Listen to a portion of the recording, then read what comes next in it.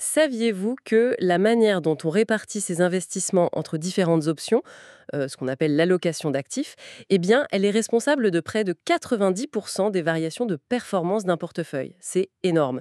Ce n'est pas tant le choix de l'action miracle qui compte le plus, en fait. Comment on construit une stratégie d'investissement qui soit adaptée, à la fois à la situation économique mondiale et aussi à son propre profil. C'est ce qu'on va voir ensemble. Exactement.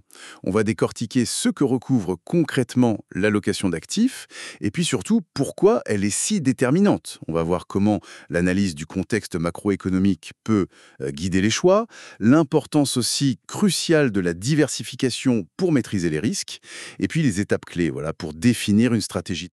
L'objectif, c'est d'optimiser au mieux ses investissements, même si, bon, faut être clair, il n'existe pas de recette magique infaillible. Alors, pour commencer simplement, l'allocation d'actifs, qu'est-ce que c'est au juste? Est-ce qu'on peut comparer ça, je ne sais pas, à préparer une recette de cuisine où on dose les ingrédients? Oui, c'est une bonne image, on peut voir ça comme ça. En gros, il s'agit de décider quelle proportion de son argent on va placer dans différentes euh, familles d'investissement. On parle de classes d'actifs. Alors il y a les actions, bien sûr, des parts d'entreprise, les obligations, qui sont en fait des prêts à des États ou à des entreprises.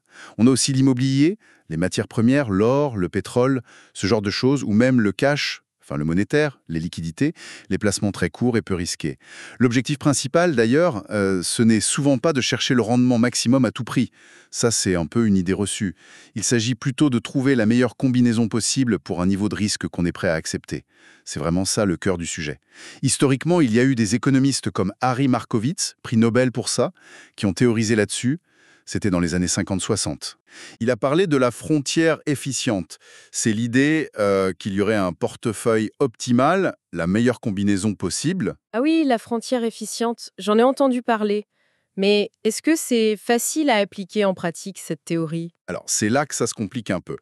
La théorie de Markowitz, elle repose sur des hypothèses assez fortes. Des marchés parfaits, des rendements qui suivent une loi statistique précise. Ce sont des conditions qui sont rarement réunies dans la vraie vie. Et surtout, la théorie suppose qu'on peut prévoir les rendements futurs, les volatilités futures, les corrélations.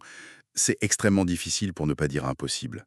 Les performances passées, qu'on utilise souvent dans les modèles, elles ne prédisent pas l'avenir.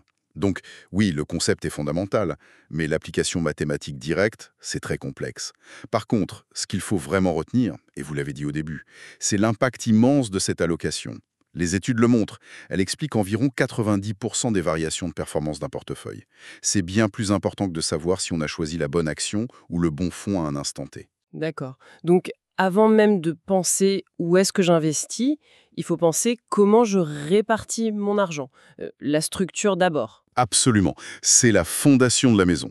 Et la toute première étape, c'est de bien se connaître en tant qu'investisseur. Se connaître soi-même, c'est-à-dire. Il faut se poser les bonnes questions. Quel est mon horizon de placement? Est-ce que j'investis pour 3 ans, 10 ans, 30 ans?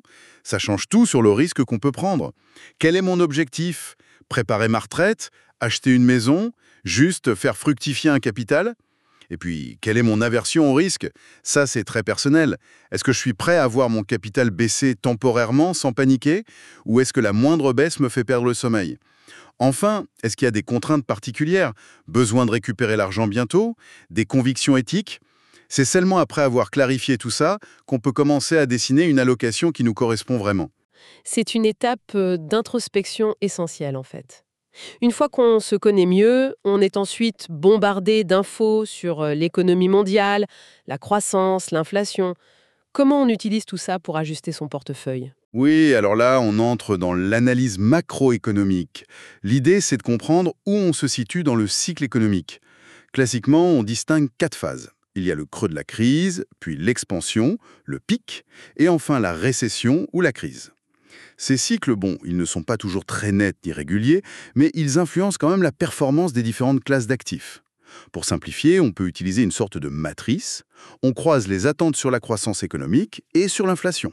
Ça donne 4 scénarios possibles. D'accord, comment ça marche? Alors, premier cas, on anticipe une croissance en hausse et une inflation en baisse ou faible. C'est un peu le scénario idéal, souvent très favorable aux actions. Deuxième cas, croissance en hausse, mais inflation en hausse aussi. Là, l'économie tourne bien, peut-être un peu trop. Les actions dites cycliques, industrie, conso, peuvent bien marcher. les matières premières aussi, et parfois l'immobilier. Troisième cas, croissance en baisse, mais inflation en hausse. C'est la fameuse stagflation, le scénario le plus délicat. Les actions souffrent, les obligations aussi à cause de l'inflation. Là, le cash, le monétaire, ça peut être un refuge temporaire. Et enfin, quatrième cas, croissance en baisse et inflation en baisse. Le scénario typique de récession. Ici, les obligations redeviennent souvent attractives parce que les taux d'intérêt ont tendance à baisser. C'est un peu comme lire la météo économique pour savoir comment habiller son portefeuille. C'est une excellente image, oui. Et pour lire cette météo, on utilise des indicateurs économiques. Certains sont dits avancés, car ils peuvent donner des signaux un peu avant que le cycle ne change vraiment. On peut citer les indices PMI ou ISM, qui mesurent l'activité dans l'industrie et les services. La confiance des consommateurs, c'est très important aussi. Les mises en chantier de logement. Voilà quelques exemples. Mais j'imagine que ce n'est pas une science exacte. On entend parfois que les économistes prédisent plus de récession qu'il n'y en a. Ah oui, tout à fait. Il faut rester très humble. Ces indicateurs peuvent donner de faux signaux, être révisés. Faire le timing parfait du marché juste avec la macro, c'est quasiment impossible. C'est pour ça qu'il faut compléter cette analyse macro avec un autre élément crucial, la valorisation. La valorisation, c'est-à-dire vérifier si une classe d'actifs est chère ou pas chère à un moment donné. Exactement. Même si le contexte macro semble parfait pour les actions, par exemple si elles sont déjà extrêmement chères par rapport à leur historique ou par rapport aux obligations, le potentiel de hausse est limité et le risque de baisse plus élevé. Pour les actions, on regarde des ratios comme le PE, le Price Earning Ratio, le rapport entre le cours et les bénéfices. On le compare à sa moyenne historique ou à d'autres marchés.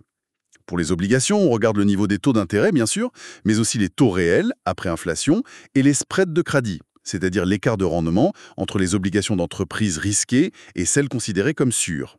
L'idée, c'est de surpondérer les classes d'actifs qui semblent attractives à la fois du point de vue macro et de la valorisation, et inversement, sous-pondérer celles qui sont chères, même si le contexte économique semble bon. C'est fascinant de voir comment tout ça s'imbrique. D'ailleurs, en parlant de cycle économique, selon vous, où nous situons-nous actuellement et quelles classes d'actifs vous semblent les plus pertinentes?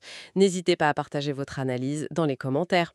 Passons maintenant aux risques. Investir, on le sait, ça comporte des risques.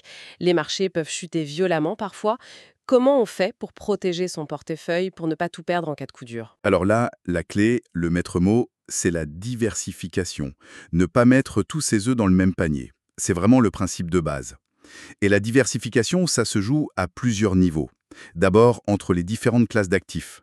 Actions, obligations, immobilier, monétaire. Ensuite, au sein d'une même classe. Ne pas acheter une seule action, mais plusieurs, dans des secteurs différents. Pour beaucoup, le plus simple, ce sont les fonds diversifiés ou les ETF, ces fonds indiciels cotés. Troisièmement, la diversification géographique. Ne pas investir que dans son propre pays, mais s'exposer aux marchés mondiaux. Europe, États-Unis, Asie, pays émergents. On peut même parfois diversifier les styles de gestion si on passe par des gérants de fonds. Le principe derrière tout ça, c'est la corrélation entre les actifs. On cherche à combiner des actifs qui n'évoluent pas exactement de la même manière en même temps. Idéalement, on veut des actifs qui ont une corrélation faible, voire négative. Quand les actions baissent, on espère que les obligations de bonne qualité vont monter ou au moins baisser. C'est ça qui amortit les chocs. Je vois. On peut imaginer un graphique qui montre ça. Oui, tout à fait. Imaginez un graphique. Le risque du portefeuille sur l'axe vertical et le nombre d'actifs différents sur l'axe horizontal. La courbe du risque baisse très vite quand on passe de 1 à 5, puis 10, 20 titres. On élimine ainsi une grande partie du risque spécifique, celui lié à une entreprise en particulier.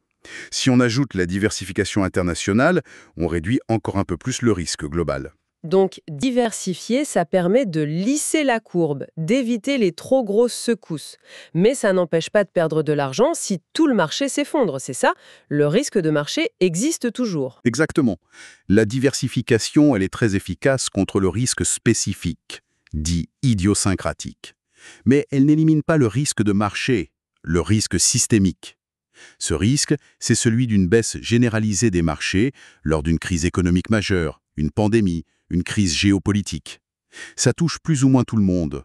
La diversification aide à mieux traverser la tempête, mais elle n'empêche pas le bateau de tanguer.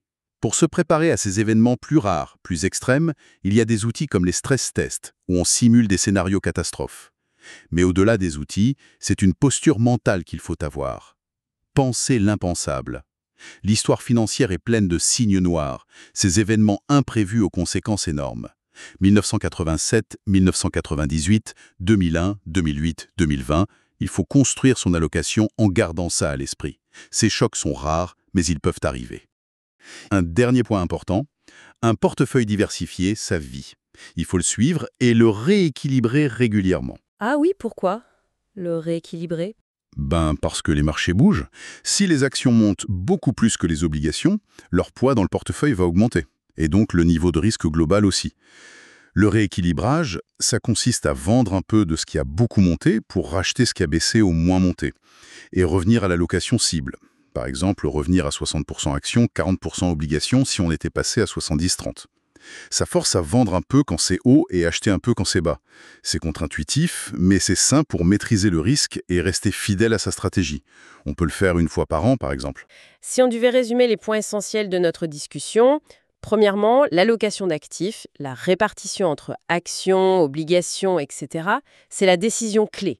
Elle détermine environ 90% des résultats. C'est fondamental. Deuxièmement, la toute première étape, c'est de bien se connaître. Objectif, horizon, tolérance au risque. C'est la base d'une allocation personnalisée.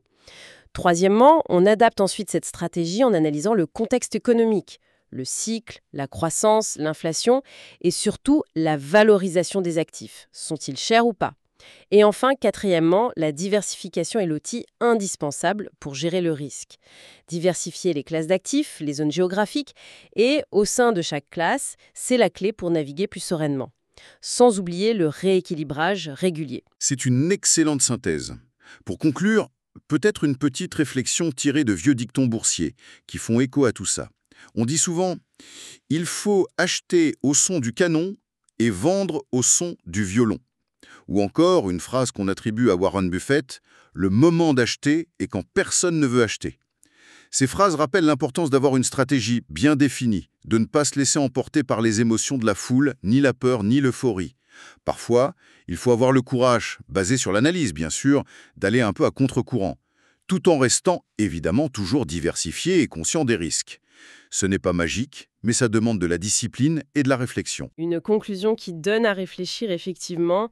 Voilà qui termine notre exploration des fondamentaux de l'allocation d'actifs. Pour continuer à décrypter la finance de manière simple et accessible, abonnez-vous à Esprit Finance et ne manquez pas les prochains épisodes de Radio Finance. Laissez un commentaire pour partager votre avis ou poser vos questions et un petit like pour soutenir la chaîne, ça nous aide énormément.